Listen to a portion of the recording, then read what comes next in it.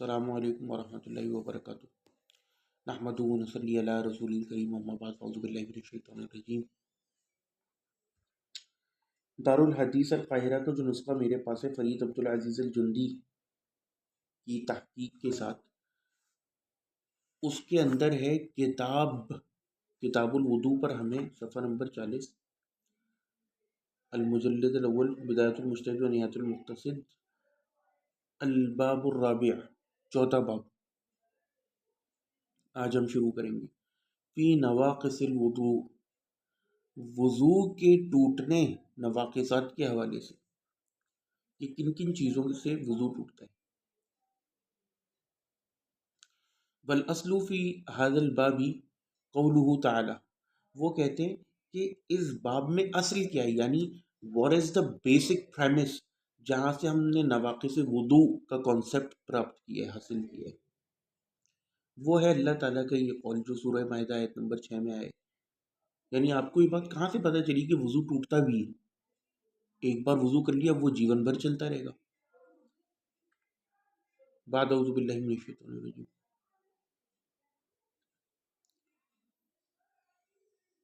او جاء احد منکم، یا یہ کہ تم میں سے کوئی ایک آئے، او جاء احد منکم من الغائط، فرام دا ٹوائلٹ، او لامستم النساء، یا عورتوں کو لمس کر کر آئے۔ وقولہ علیہ الصلوۃ والسلام، اور ساتھ میں رسول اللہ کے قول بھی بنیاد بنا، لا يقبل اللہ صلاۃ من احدث حتی یتوضا، کہ اللہ قبول نہیں کرتا کسی ایک کی بھی صلاۃ جو وضو توڑتے یہاں تک کہ وہ وضو کر لے۔ یہ حدیث ہے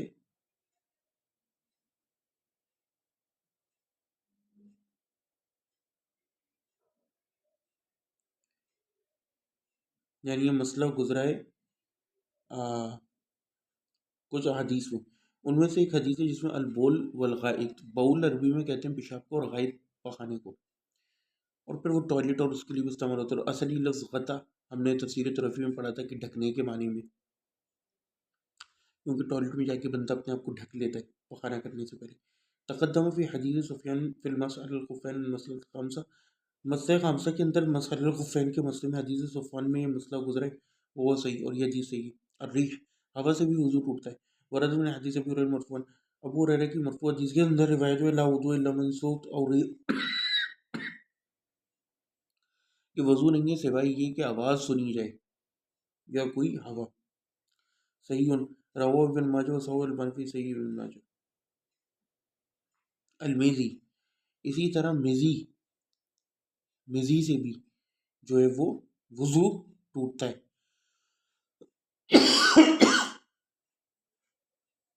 ورد من حدیث علی، حدیث علی میں ہے، من حدیث علی، حدیث علی میں فی سؤالی عن المذی فقال نبی صلی اللہ علیہ وسلم، جب انہوں نے رسول اللہ سے سوال سے استفسار کیا تو رسول اللہ نے کیا فرمایا، یغسل ذکرہ، یغسل ذکرہ یتوضا، کہ اپنے ذکر کو دھو لو، یعنی آلے تناسل کے آگے والے پارٹ کو، اور وضو کرو۔ صحیح رواہ البخاری و مسلم۔ مزی کیا ہوتی ہے پتہ ہے آپ کو حارث؟ بتائیے۔ شو المزی؟ صحیح۔ الودی، ورد مرفوعا موقوفا عن الحسن قال، حسن سے موقوفاً روایت ہے کہ انہوں نے فرمایا یغسل فرجہ وضوءا للصلاۃ، کہ اپنا فرج دھو لے یعنی شرم کا، اور پھر وضو کرے جیسے کہ نماز کے لیے وضو کرتے، وضوءا للصلاۃ۔ رواہ الطحاوی فی شرح المعانی الاثار۔ واتفقوا فی ھذا الباب علی انتقاض الوضوء من البول والغائط والریح والمذی والودی لصحة الآثار فی ذلک اذا کان خروجها علی وجہ الصحہ، وہ کہتے ہیں اور ان کا اس معاملے میں اتفاق ہو گیا۔ یہ الفاظ غور سے سن، واتفقوا فی ھذا الباب، اتفاق ہو گیا ان کا اس باب میں کہ وضو جو ہے وہ ٹوٹ جاتا ہے۔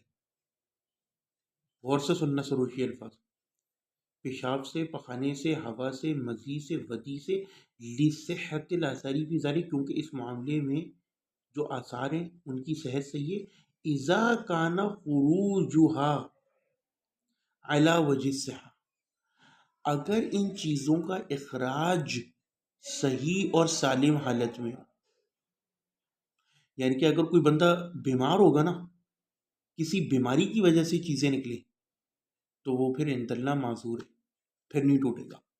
جیسے سلاسل بول کا مسئلہ، مسلسل پیشاب کسی کی نکلتی رہتی ہے، اس کو کہتے ہیں سلاسل بول، سلسلہ، سمجھے؟ یا قطروں کا مسئلہ. وَيَتَعَلَّقُ بِهَذَا الْبَابِ مِمَّا اخْتَلَفُ فِيهِ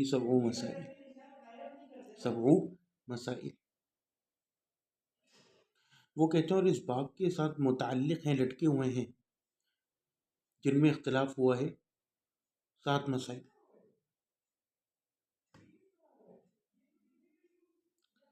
تجری منہ مجرى القواعد لهذا الباب، اور اس کے اندر چلے ہیں کیا، نکلے ہیں اس میں سے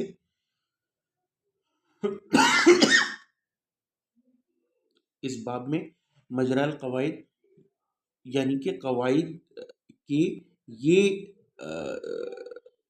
یعنی رستے، یہ رستے نکلیں کہ جن کے اوپر چلا جائے. اچھا جی، المسئلۃ الاولی، پہلا مسئلہ کیا ہے؟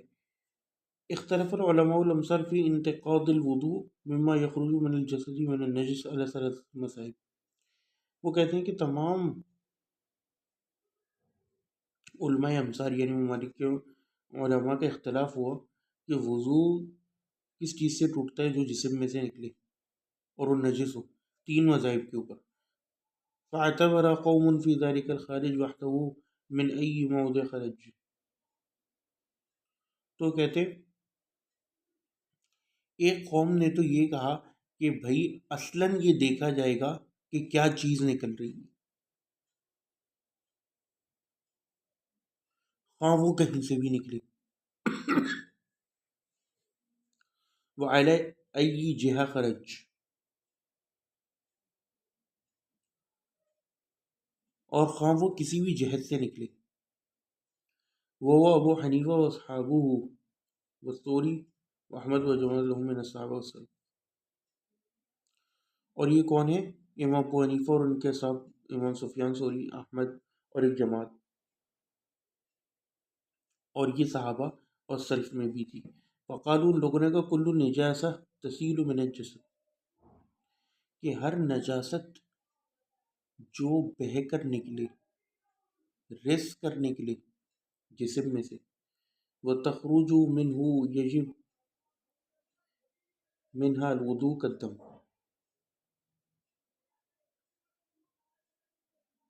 اور جسم میں سے نکلے خارج ہو، واجب ہے اس میں وضو کرنا جیسے کہ خون.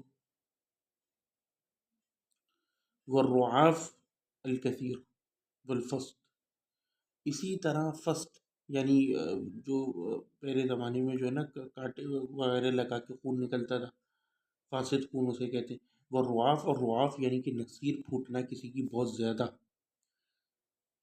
تو کہتے ہیں کہ جیسے اس سے، ہاں وہ کہیں سے بھی ہو، تو کہتے ہیں اس طرح ہر قسم کی نجاست. والحجامہ والقیء الا البلغم عند ابی حنیفہ، اور حجامہ یعنی، اچھا جی، تو کہتے ہیں کہ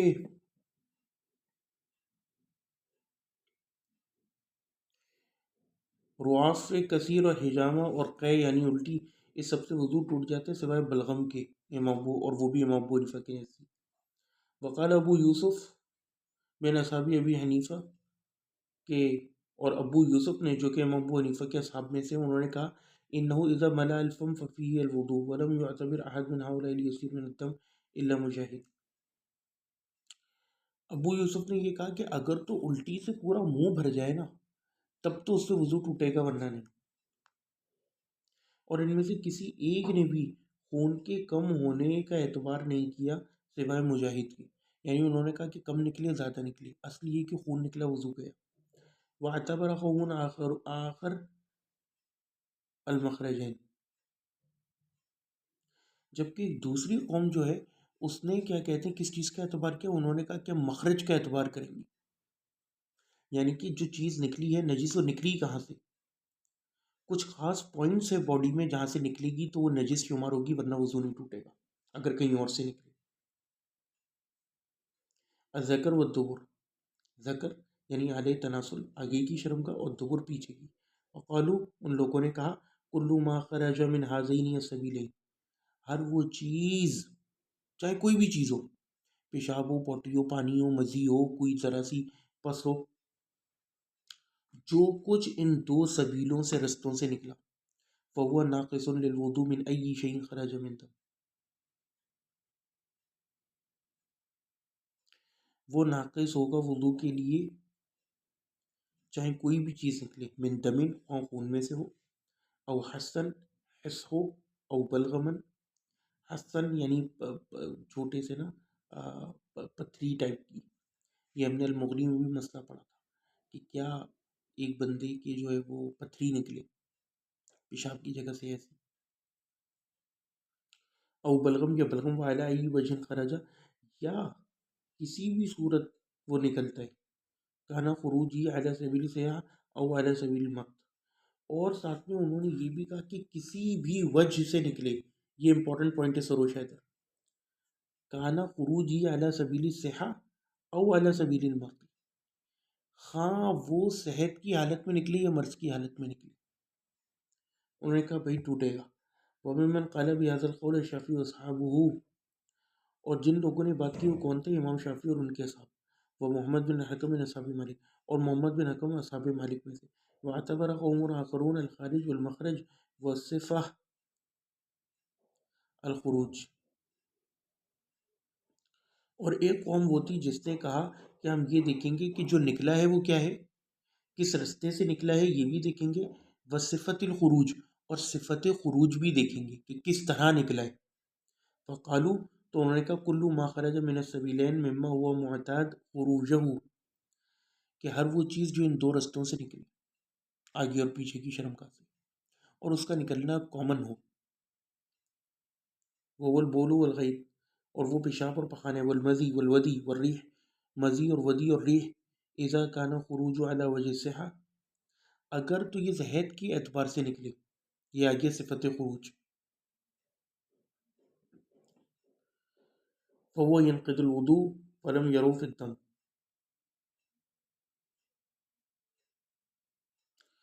تو اس سے وضو ٹوٹے گا.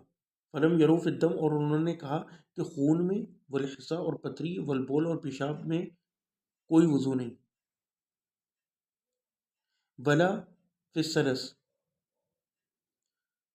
اور نہ سلس بول میں، یعنی وہ جو پیشاب کے قطرے بار بار آنے کا مسئلہ ہوتا ہے.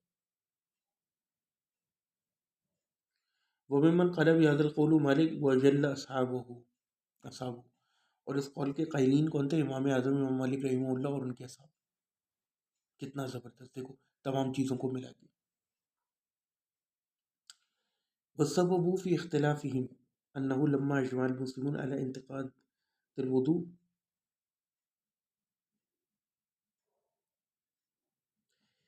وہ کہتے ہیں اب یہ پوائنٹ ہے جہاں سے ہمارا کام شروع ہوگا کہ سبب اختلاف کیا ہے. ابن رشد ہمیشہ سبب اختلاف کو ذکر کرتے ہیں، یعنی وہ کہتے ہیں کہ مسلمانوں کا اجماع ہو گیا کہ ان چیزوں سے وضو ٹوٹے گا، پھر اختلاف کس بات پہ.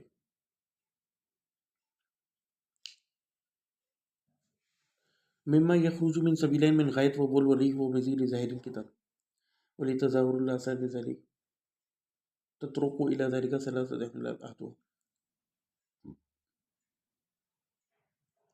وہ کہتے ہیں کتاب کا ظاہر بھی ہمارے پاس ہے، احادیث کا ظاہر بھی ہے، تو پھر اختلاف کیوں ہوا.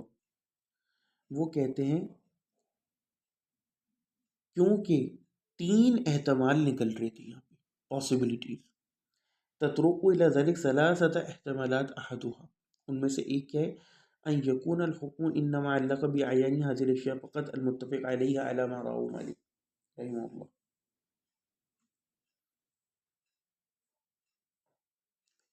وہ کہتے ہیں کہ چونکہ قرآن کے اندر یہ آئے نا کہ جب تم میں سے کوئی غائب سے آئے یا حدیث میں آئے کہ ہوا اور صوت کے، تو وہ کہتے ہیں اور ایک اور حدیث میں آئے کہ جب تم میں سے کوئی پیشاب اور وہ، تو کہتے ہیں کہ چونکہ لفظ پیشاب پخانہ ہے تو اس کی وجہ سے انہوں نے کہا کہ ہم یہ نہیں دیکھیں گے، احتمال آ گیا، انہوں نے کہا کہ عین چونکہ چیز کا نام آیا ہے، جنس کا، پیشاب، تو اب پیشاب ہو چاہے وہ آگے سے نکلے پیچھے سے نکلے جسم کے کسی اور حصے سے نکلے، اصل یہ ہے کہ پیشاب ہو، مریض ہو نہ ہو، کیونکہ لفظ پیشاب آئے اس کے ساتھ مریض اور صحت کی کوئی شرط نہیں ہے. تو یہاں پر اختلاف ہوا، اختلاف کا یہ پوائنٹ ہے، پیشاب میں اختلاف نہیں، اختلاف یہ ہے کہ کیا پیشاب صحت کی حالت میں نکلے، مرض کی حالت میں نکلے یا کسی بھی حالت میں نکلے. تو جن لوگوں نے کہا کہ اصل پیشاب ہے تو انہوں نے کہا کہ بأی حالہ،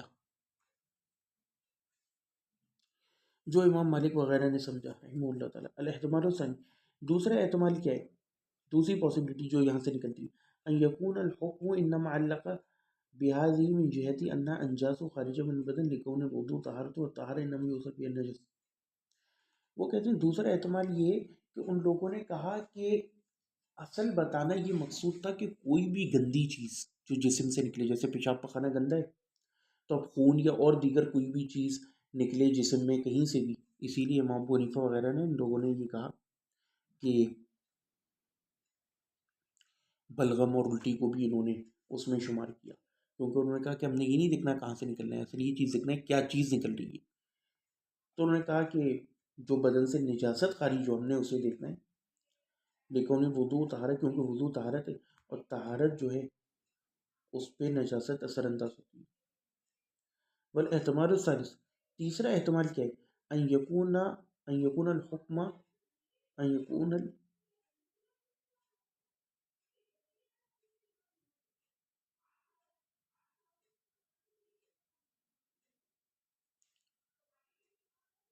کو کہتے ہیں کیا ہے،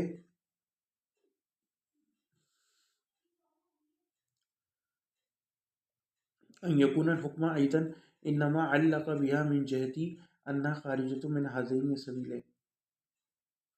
وہ کہتے ہیں اور تیسرا احتمال یہ ہوا کہ ان لوگوں نے کہا کہ بھئی اصل یہ ہے کہ ان دو رستوں سے جو چیز خارج ہو، لہذا اگر منہ سے الٹی آئے بلغم آئے تو بھئی اس سے تھوڑی وضو ٹوٹے گا چاہے کم ہو یا زیادہ ہو، اصل یہ کہ نیچے کے دو رستوں سے کچھ نکلا ہو. فیکون علی هذین القولین الاخرین ورود الامر بالوضوء من تلك الاحداث المجمع علیہ انما هو من باب الخاص ارید به العام.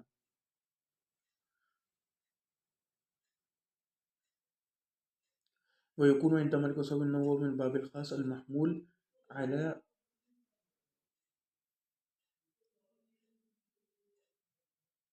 خصوصی، اعلیٰ خصوصی. وہ کہتے ہیں کہ پھر اس طرح جب ہم دیکھیں گے تو یہ دونوں قول جو آخر میں وارد ہوئے، فیکون علی هذین القولین الاخرین ورود الامر بالوضوء من تلك الاحداث الموضوع علیہ، جس کے اندر کیا کہتے ہیں وضو کا حکم وارد ہوا ہے ان احداث کی وجہ سے، یعنی پیشاب پخانہ اور یہ.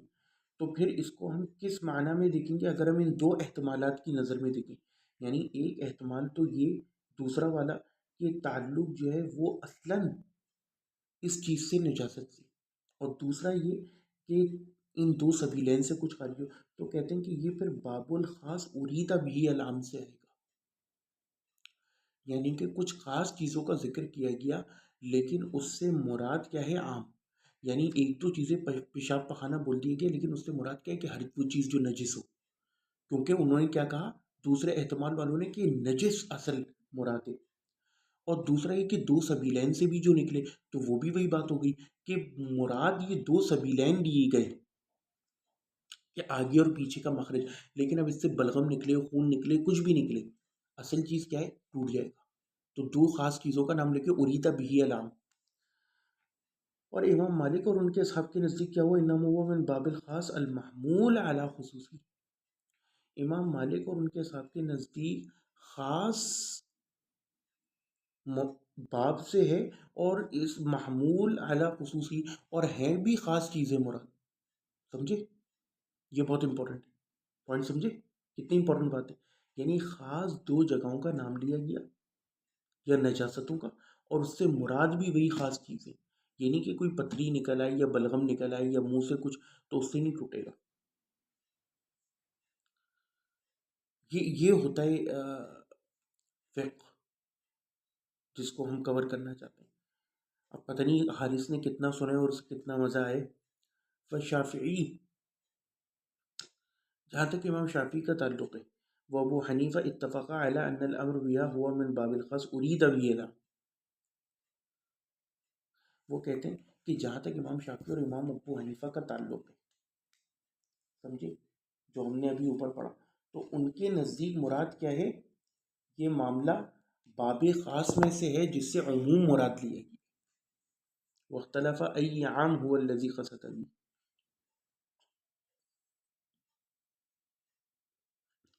اور پھر ان کے درمیان یہ اختلاف ہوا، سمجھے، ان کے درمیان یہ اختلاف ہوا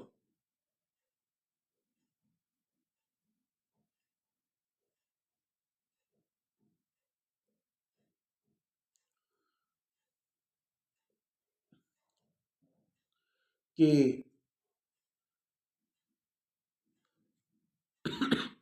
وہ عام کیا ہے. امام ابو حنیفہ تو اتنے آگے گئے کہ انہوں نے کہا کہ اوپر نیچے بلغم تھو جو نکلی نجس چیز، اگر وہ ان کے نزدیک نجس ہے تو وہ جو ہے اس سے وضو گیا. امام شافی نے کہا کہ بھئی اوپر چھوڑ کے ہم صرف نیچے کو دیکھیں گے، تو چاہے مرض کی وجہ سے نکلے، صحت کی حالت میں نکلے، جو کچھ بھی نیچے کے دو رستوں سے نکلا وہ عموم میں داخل ہے. فمالک یرجح مذهبه بأن الأصل هو أن يحمل الخاص على خصوصه حتى يدل الدلیل على غیر ذلك. وہ کہتے ہیں امام مالک نے اپنے مذہب کو اس حوالے سے ترجیح دی کہ انہوں نے کہا کہ اصل یہ ہے کہ خاص کو خاص کے اوپر بھی محمول کیا جائے، حتیٰ کہ ہمارے پاس کوئی دلیل آ جائے کسی اور معاملے کو خاص کرنے کے لیے. والشافعی محتج بأن المراد هي المخرج لا الخارج. اور امام شافعی جو ہے وہ کیا احتجاج کرتے ہیں کہ وہ کہتے ہیں کہ اصل جو ہے مخرج ہے، یعنی نکلنے کی جگہ، نہ کہ خارج. That is the main point.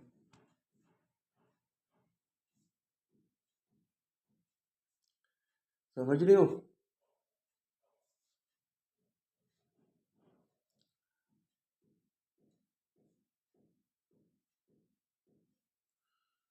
ہاں جی حارث. ہو سکتا ہے کوئی امامی یا عدیمی اٹھ کے یہ کہے کہ یہ تو آپ لوگ زبردستی، آپ لوگوں نے فقہ کی کتب بنائی ہوئی اور چار مذہب بنائے ہوئے اور ادھر ادھر اپنے الٹی سیدھی چیزیں نعوذ باللہ من ذالک سوچتے رہتے ہیں. ہمارے سامنے تو قرآن حدیث ظاہر ہے، مجھ سے فیصلہ کریں گے پیشاب پوٹی جو بھی نکلی. ایک بندہ ہے جس کی پیشاب کی جگہ سے صرف پتھری نکل کے گرتی ہے سکی، اب آپ اسے کس حکم میں لوگے؟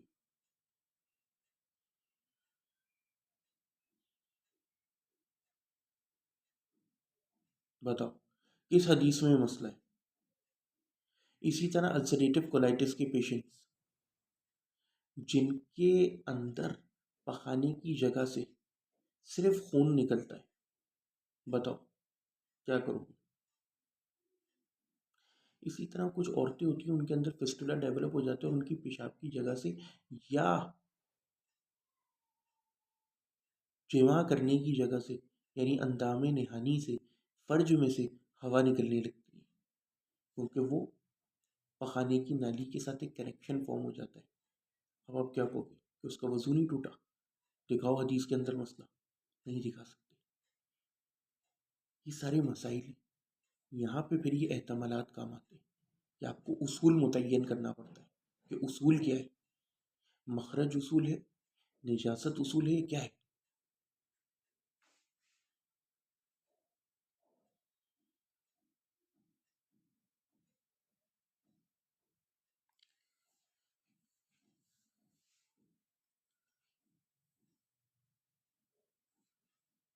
وہ شافی مرتجل مرتجب من المراد بھی المخرج لا الخارج باتفاقهم على ایجاب الوضوء من الري الذي يخرج من الصلب. وہ کہتے ہیں اور اس سب کے ساتھ ان کا اتفاق تھا اس بات پر، کس بات پر؟ کہ وضو واجب ہے ہوا سے جو کہ نیچے سے خارج ہو، وہ آدمی ایجاب الوضوء منه اذا خرج من فوق، اور ان سب کا اس بات پر بھی اتفاق تھا کہ اگر ہوا اوپر سے نکلے یعنی کہ ڈکار، تو پھر اس سے وضو نہیں. اذا خرج من فوق وکلاهما ذات واحدہ والفرق بینهما اختلاف المخرجین. وہ کہتے ہیں اور دیکھو اب یہاں کیا چیز آئی کہ دونوں اصلاً ایک ہی چیز ہے، ہوا ہے. جیسے پیشاب نکلے کہیں سے بھی نکلے تو ہوا نکلی ہے جسم سے، لیکن فرق صرف مخرج کا ہے، یعنی جگہ کہاں سے نکلی ہے. یہی وجہ کہ امام شافعی کو پھر یہاں پہ زیادہ ایج حاصل ہو جاتا ہے، وہ کہتے ہیں مخرج میٹر کرتا ہے.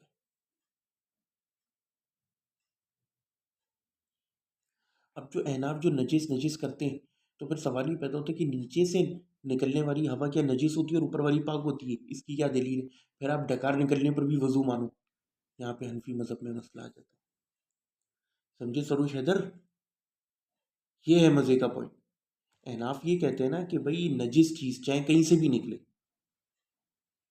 تو پھر آپ نیچے والی ہوا کو نجس مان رہے ہو، اوپر کو پاک مان رہے ہو، کس دلیل پہ؟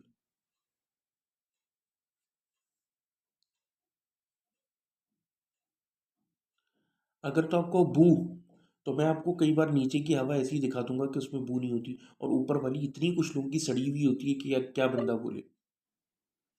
سمجھے سروش حیدر؟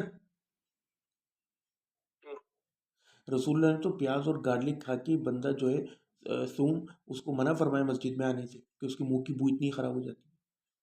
تو فکانا هذا تنبیہا علی ان الحکم للمخرج وهو ضعیف.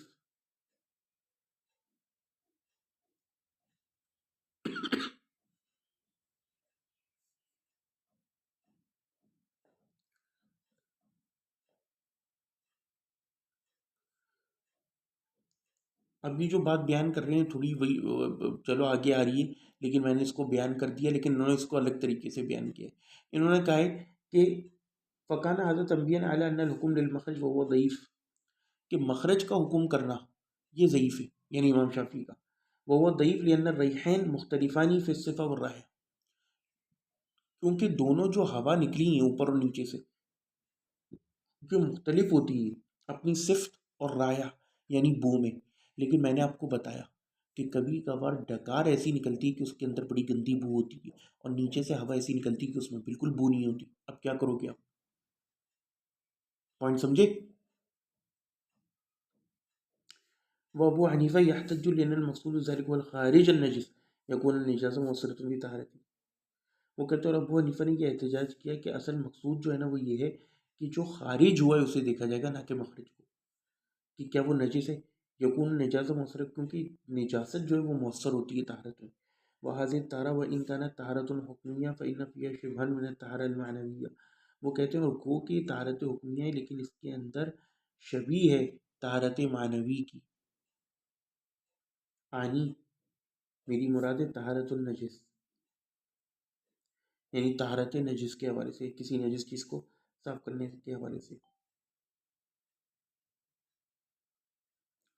وہ بھی حدیث ثوبان، اور وہ کہتے ہیں حدیث ثوبان میں ہے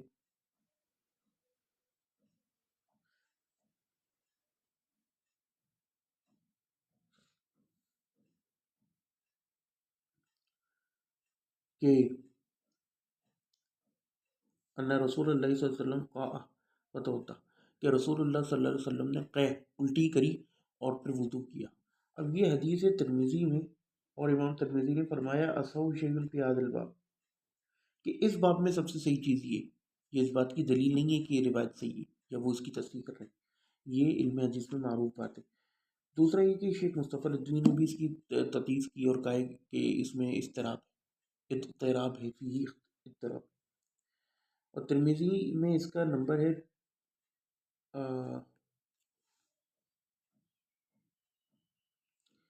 87، اور سلسلۃ الفوائد الحدیثیہ والفقہیہ شیخ مصطفی لفظی کی شاگرد نے کتاب لکھی، اس کے اندر رقم ہے 2831. اس کے اندر انہوں نے اس حدیث کی تضعیف کی۔ دوسرا یہ کہ دیکھیں اس حدیث میں بھی احتمال ہے۔ کیا احتمال ہے سروش؟ احتمال یہ ہے کہ جو الٹی رسول اللہ نے کی تھی تو رسول اللہ تو ویسے ہی وضو سے رہتے تھے اور بہت سارے معاملات پر وضو کر لیتے تھے، تو یہ اس بات کی کیا دلیل ہے کہ قے کرنے سے اصلاً وضو ٹوٹ جاتا ہے؟ کیا پتہ رسول اللہ نے مستحباً کیا ہو، سمجھے؟ جیسے بخاری کے اندر آتا ہے کہ رسول اللہ ایک دفعہ ایک جگہ بیٹھ کے غالباً پیشاب کر رہے تھے، تو ایک بندے نے رسول اللہ کو سلام کیا، تو رسول اللہ جب پیشاب سے فارغ ہو گئے تو رسول اللہ نے پہلے دیوار سے تیمم کیا اور پھر اسے سلام کا جواب دیا۔ اس طرح کر کے روایت ہے۔ اب آپ کیا یہ کہو کہ سلام کے لیے وضو کرنا شرط فرض ہے؟ نہیں، یہ اعلیٰ وجہ استحباب ہے۔ ہیں؟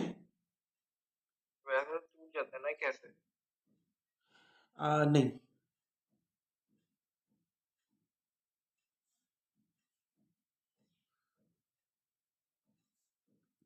وہ بیمار ہوا عن عمر و ابن عمر، اور جو عمر اور ابن عمر نے روایت کی رضی اللہ عنہ من ایجابی من الوضو من ریاض، یعنی کہ وہ دونوں اس بات کے قائل تھے، موقع میں یہ صحیح صنعت سے قائل تھے کہ نصیر پھوٹنے سے عمر اور ابن عمر جو ہے وہ وضو کے قائل تھے۔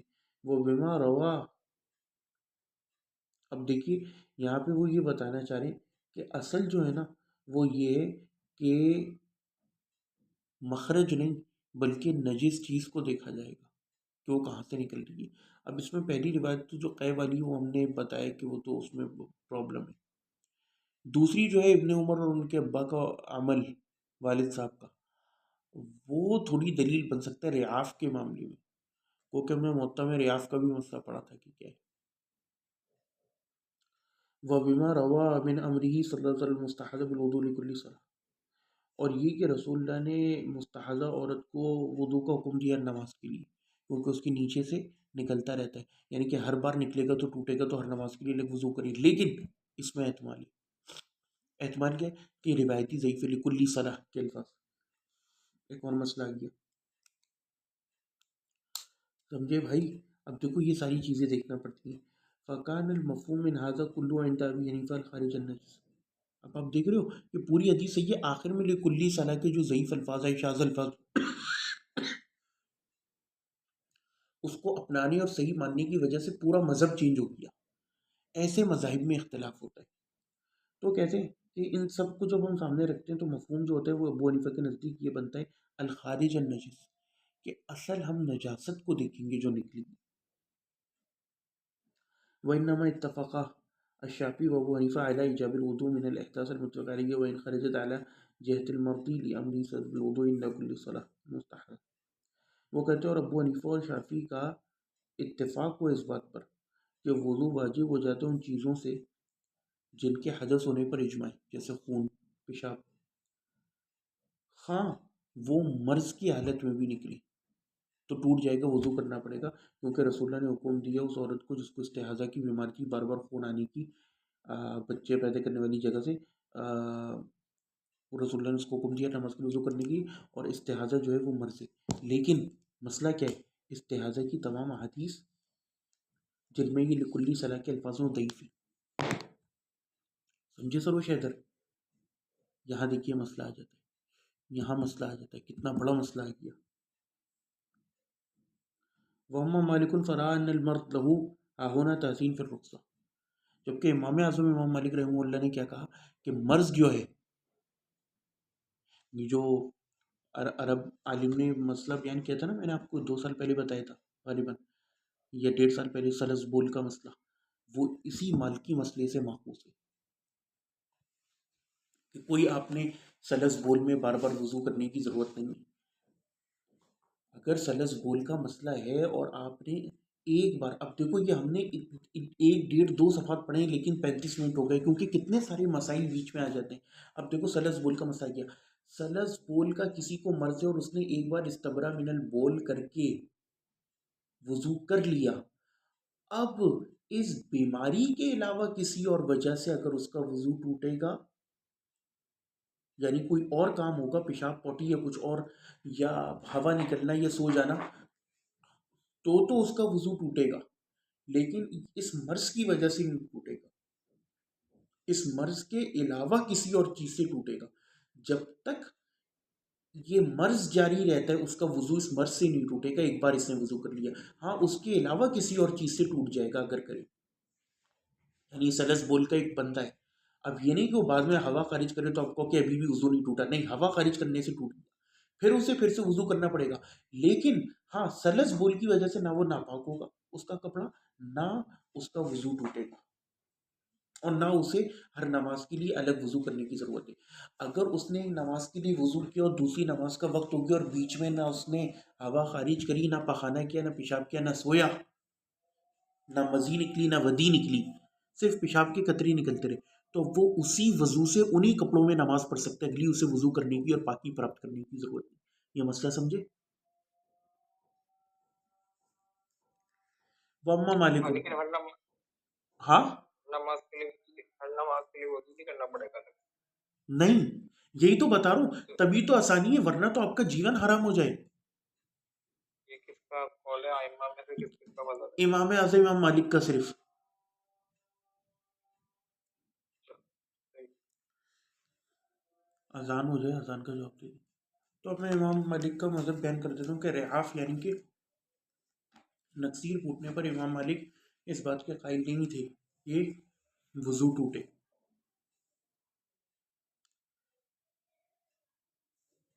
سمجھے؟ یہ ابن اچھا، عمر کا اپنا مذہب.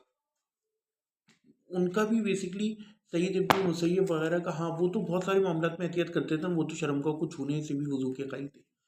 اسی طرح کیا کہتے ہیں، اور ابن عمر بہت سارے ایسے عمل کرتے تھے، آنکھوں میں بھی پانی ڈالتے تھے وضو کے دوران، یہ ان کا اپنا عمل تھا.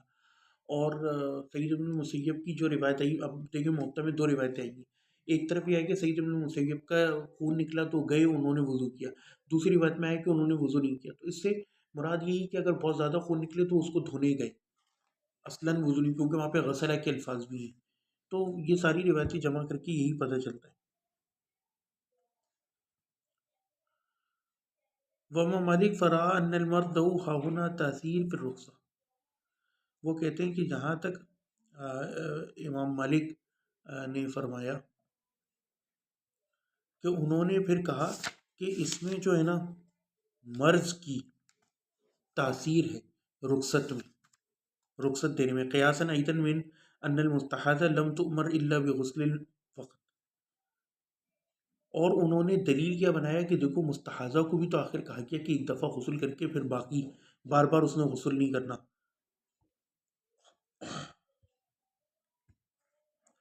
یعنی اسے صرف غسل کا حکم دیا گیا، بار بار وضو کرنے کا حکم نہیں دیا گیا.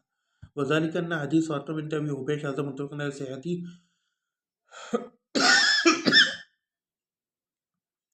وہ کہتے ہیں کیونکہ فاطمہ بنت حبیش کی جو حدیث ہے وہ متفق ہے اپنی صحت کے اوپر، کہ رسول اللہ نے فرمایا کہ یہ عرق ہے اور کیا کہتے ہیں اس کو جا کے غسل کر لو ایک دفعہ جب تمہارے دن گزر جائے، حیض کے عمومی. وہ اختلف فی هذه زیادہ فی. وہ کہتے ہیں البتہ اختلاف ہوا اس کے اندر جو زیادت ایک آئی ہے اس میں اختلاف ہوا، وہ صحت تک نہیں پہنچا، شاذ اختلاف. اور وہ کیا ہے، آنی میری مراد ہے الامر بالوضوء لکل صلاح، یعنی کہ ہر وضو کے لیے وضو کرنے کی جو زیادتی. ولیکن صححہ ابو عمر بن عبد البر قیاسا. وہ کہتے ہیں البتہ اس کی تصحیح کی ابن عبد البر نے قیاس کرتے ہوئے علی من یغلب الدم من الجرح ولا ينقطع. کس چیز پر؟ کہ ایسا زخم جس میں سے خون بہت زیادہ رس رہا ہو اور بند نہ ہوتا ہو، تو اس کے اوپر قیاس کرتے ہوئے انہوں نے کہا کہ وہ ہر اس کے لیے وضو کر لے. مثل ما روا ان عمر رضی اللہ عنہ صلی وجرہ یسوع دما. جیسا کہ حضرت عمر سے روایت ہے کہ ان کا جو زخم تھا اس سے خون نکل رہا تھا اور تب بھی انہوں نے نماز پڑھی. اچھا اب دیکھو مزے کی بات یہ ہے کہ اس کے اندر یہ نہیں آیا، اگر غور کرو اس کے اندر یہ نہیں آیا کہ انہوں نے ہر نماز کے لیے الگ وضو کیا، سمجھ رہے ہو؟ لیکن یہاں انہوں نے کہانی جو ہے وہ چلا دی ابن عبد البر نے. تو دیکھو یہ وہ مسائل ہوتے ہیں، جب بھی یاد رکھو آپ صحابہ تابعین کا عمل آپ کو سامنے رکھنا پڑے گا، لیکن جیسے کہ میں نے بتایا کہ صحابہ تابعین کے عمل میں بھی کبھی کبھار تفاوت ہو جاتا ہے، جیسے کہ عبداللہ ابن عمر سے کچھ اور ثابت ہے. تو بات وہی ہے کہ سب سے پہلے تو آپ نے چھانٹی کر کے پیور حدیث سامنے رکھنی ہے. کیونکہ اگر اس میں ایک بھی لفظ آگے پیچھے ہوا تو آپ کے سامنے اب آ گیا، اب آپ تو فقہ کے لیکچرز لے رہے ہو کہ کس طرح زمین آسمان کا فرق آ جاتا ہے مسائل میں۔ اسی طرح کوئی بندہ جو ہے نا احتیاط کی بنیاد پہ، جیسے امام احمد بھی احتیاط کی بنیاد پہ انہوں نے فتویٰ دے دیا کہ جیسے کتے کا 7 دفعہ پاک کیا جاتا ہے تو اب لہٰذا ہر کپڑا جس پہ ناپاکی لگے، پیشاب لگے، اسے 7 دفعہ دھو۔ امام احمد کے مذہب میں 7 دفعہ دھونا پڑتا ہے کسی بھی چیز کو پاک کرنے کے لیے، صرف کتے کا نہیں، ہر چیز۔ تو اب دیکھو ایک غلط قیاس کی وجہ سے بات کہاں تک چلی گئی۔ تو اب ابن عبد البر نے یہاں جو ہے وہ ایک دوسری چیز کے اوپر قیاس کر کے بات کو کہاں سے کہاں پہنچا دیا، سمجھ رہے ہو؟ تو اس لیے ہم کہتے ہیں کہ بہت سوچ سمجھ کے بندے کو نا یہ فتاویٰ دینے چاہیے، ورنہ بڑا مسئلہ ہو جاتا ہے۔ سمجھ رہے ہو میری بات؟ تو پھر آپ کو صحابہ تابعین کا عمل سامنے رکھنا پڑے گا، اور پہلے تو پیور حدیث سامنے رکھنا پڑے گی، پھر چاروں ائمہ کی فتاویٰ رکھنا پڑیں گے، پھر جا کے بندہ کوئی پراپر رائے قائم کر سکتا ہے۔ یعنی جب تک اگر کوئی بالفرض یہ دعویٰ کرتا ہے کہ میں مذاہب کی تقلید سے نکلنا چاہتا ہوں، کیونکہ آپ دیکھ رہے ہو کہ پیچھے کتنی کہانی ہے، اب آپ دیکھ رہے ہو اسے اہل حدیث کا امام ہونا پڑے گا، پھر اسے فقہ کا امام ہونا پڑے گا، چاروں فقہا کی آرا کا امام ہونا پڑے گا، پھر اسے عربی کا امام ہونا پڑے گا، لمس لامس کیا مطلب ہے کہاں پر، پھر اسے ان سب کے درمیان تطبیق دے کے، اور پھر اسے صحابہ تابعین کے آثار کا عالم ہونا پڑے گا، مصنفین مصنف عبد الرزاق اور ابن ابی شیبہ دونوں کا عالم ہونا پڑے گا، اور موطا کا، کیونکہ موطا میں بھی بہت زیادہ صحابہ وغیرہ کے اعمال ہیں، تب جا کے اسے کوئی یہ حاصل ہے، سمجھے؟ اب یہ روایت بھی سن لو موطا کی، مالک عن هشام بن عروہ عن ابی ان المسور بن مخرمہ اخبرہ انہ دخل علی عمر بن الخطاب، بھی بالکل صحیح سند ہے، من لیلہ التي طعن فی، کی جس رات کو انہیں وہ داخل ہوئے جس رات میں انہیں زخم دیا گیا، فغزا عمر لصلاۃ الصبح، تو حضرت عمر اٹھے صلاۃ صبح کے لیے، فقال عمر، پھر عمر نے فرمایا نعم ولا حظ فی الاسلام لمن ترک الصلاۃ، فصلی عمر، کے اس شخص کا کوئی اسلام میں حصہ نہیں جو نماز ترک کرے، پھر عمر نے نماز پڑھی، وجرحہ یصعب دما، اور ان کا جو زخم تھا وہ خون رس رہا تھا اس میں۔ لیکن اب اس کے اندر کہیں بھی یہ نہیں آیا کہ ہر نماز کے لیے آپ الگ الگ وضو کرو اگر خون نکل رہا ہو، سمجھے؟ نہ وضو کا ذکر ہے۔ اب دیکھو ابن عبد البر نے کیا قیاس کر کے کہاں بات لی ہے، سمجھ رہے ہو؟ نہیں حضرت عمر کا عمل میں رہے گا، پھر انہوں نے کیا کرا تھا زخم لگنے کے بعد؟ کیا کہہ رہے ہو، پھر سے بولو۔ حضرت عمر کو جب زخم لگا تھا تو انہوں نے کیا کرا تھا وضو میں؟ یہ آئی نہیں اس میں، بس انہوں نے نماز پڑھی ہے، آئے اس سے انہوں نے کیا کیا تھا؟ انہوں نے یہ اس سے مسئلہ نکال لیا کہ کیا کہتے ہیں مستحاضہ بھی جو ہے وہ ابن عبد البر نے، کہ یہ جو حدیث میں زیادتی آئی نا لکلی صلاح وضو کی، یہ صحیح ہے اور وہ کرے ہر اس کے لیے، جبکہ میں نے آپ کو نہیں، بتایا انہوں نے مالک کی مخالفت نہیں کی ہے، یہ ابن عبد البر مالکی نے کیا، ہاں، لیکن اب یہ بھی امام مالک کے خود مخالف۔ اب امام مالک کا ہمیں ایگزیکٹلی نہیں پتہ، دیکھنا پڑے گا ان کے مذہب میں، کیونکہ دیکھو یہاں پہ ہشام بن موانت عروہ کی الکبریٰ میں روایت میں نے آپ کو بتائی ہے، اور امام مالک آخر میں کہتے ہیں کہ مستحاضہ کے حوالے سے ہمیں جو سب سے اچھی میں نے بات سنی ہے وہ یہ جو ہشام بن عروہ نبی کی سند سے، یعنی کہ وہ بھی اس کے قائل تھے امام مالک کے ہر وضو کے لیے کرے، ظاہر یہ لگتا ہے، لیکن اب ان کے مذہب کو ڈیٹیل میں پڑھنا پڑے گا، کیونکہ جہاں تک مجھے یاد پڑ رہا ہے مستحاضہ کے لیے بھی مالکی مذہب میں شرط نہیں ہے، ایک بار دیکھ لوں گا، مفتی کیونکہ مالکی دیکھو مفتی نہ بولے۔ کبھی کبھار یہ ہوتا ہے نا ہمیں المدونہ دیکھنی پڑتی ہے، مذہب بنتا کیسے، امام مالک جب کوئی بھی امام نبی تو نہیں ہے نا، یہ بات سمجھنا پڑے گی، ہوتا یہ ہے ایک مفتہ بھی قول ہوتا ہے، اب تو آپ یہ ٹرمینالوجی سمجھ گئے، اور خاص طور پہ حنفی مذہب میں تو بڑا ہوتا ہے کہ امام ابو حنیفہ کا کوئی فتویٰ، پھر ان کے صاحبین کا ملا کے یہ وہ، پھر اس میں سے ایک مفتہ بھی قول نکلتا ہے، امام شافعی کا قدیم قول ہوتا ہے، جدید ہوتا ہے، یہ جن لوگوں نے کہانیاں پڑھی ہوئی ہیں وہ میرے ٹرمینالوجیز کو سمجھ رہے ہوں گے، ابھی چونکہ ٹائم کم ہے، ویڈیو لمبی ہو گئی ہے، تو میں صرف ایک اشارہ کرنا چاہ رہا ہوں ایک چیز کی طرف۔ تو اب امام مالک کا فتویٰ کیا ہے، موطا میں ان کا فتویٰ کیا ہے، مدونۃ الکبریٰ میں کیا ہے، یہ دو مین سورسز ہیں امام مالک کے فتوے تک پہنچنے کی۔ ایک تیسری سورس بھی ہے، وہ یہ ہے کہ موطا کی چونکہ 10-12 نسخے ہیں، تو ہمیں اس میں مختلف ان کے شاگردوں کی الگ الگ آراء بھی مل جاتی ہیں جو انہوں نے امام مالک سے سوال کیے تھے، تو ان سب کو جمع کرنا پڑتا ہے۔ پھر اس کے علاوہ ابن عبد البر دوسری سندوں سے بھی الاستذکار و تمہید میں امام مالک کے فتاوی لیں، خاص طور پہ رفع الیدین انہوں نے امام مالک سے ثابت کیا دوسری سندوں سے کہ امام مالک خود بھی کرتے تھے اور کہتے بھی تھے، تو اس سے ثابت ہوا کہ اب ہمیں دوسری سندوں کو بھی دیکھنا پڑے گا جو امام مالک تک پہنچتی ہیں، تو آیا وہ سندیں کیا کہتی ہیں، موتا کیا کہہ رہی ہے وہ تو ہمیں پتہ چل گیا، مدونۃ الکبریٰ کیا کہہ رہی ہے، یہ تینوں چیزیں ملائیں گے تو ہمیں پتہ چل جائے گا کہ امام مالک کا مذہب کیا ہے۔ اس کے بعد ہم ایک اسٹیپ آگے بڑھیں گے اور پھر یہ دیکھیں گے کہ مالکی مذہب کا معتمد یا مفتہ بھی یہ قول کیا ہے کہ جس پر فتویٰ ہے، کیونکہ پھر ایک قول ہوتا ہے مفتہ بھی مذہب کا، ایک تو ہوتا ہے کہ امام نے کہا، بہت ساری ایسی باتیں جو امام احمد بن حنبل نے کی لیکن وہ مفتہ بھی قول نہیں ہے۔ وآخر دعوانا ان الحمد للہ رب العالمین۔ ٹھیک ہے۔